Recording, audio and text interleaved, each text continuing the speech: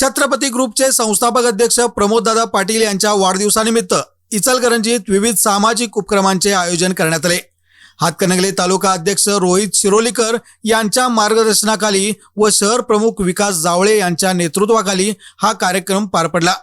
कार्यक्रमाची सुरुवात शिवतीर्थ येथे छत्रपती शिवाजी महाराजांच्या पुतळ्यास वंदन करून झाली। त्यानंतर प्रमोददादा पाटील यांच्या भावी वाटचालीस शुभेच्छा देण्यात आल्या।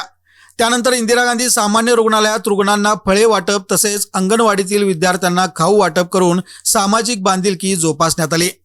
या कार्यक्रमास हातकणंगले तालुका सचिव नागेश अपचारी, ओमकार रानबरे, मुन्ना हरगिरी, अमर आळंदे, बाळकृष्ण हत्तीकर, अक्षय खांडेकर, बबलू खांडेकर, ओमकार नलवडे, दीपक जाधव, योगेश जाधव, सचिन हलगले, सचिन नकाते, विकास कांबळे, पिंटू कांबळे, श्रेयस नकाते, किरण पडियार, मुन्ना औरसंग, अभिनंदन पाटील यांच्यासह छत्रपती ग्रुपचे अनेक सदस्य उपस्थित होते। या उपक्रमामुळे प्रमोददादा पाटील यांच्या कार्याचा सन्मान करण्याबरोबरच समाजसेवेचा संदेश देण्याचा प्रयत्न करण्यात आला।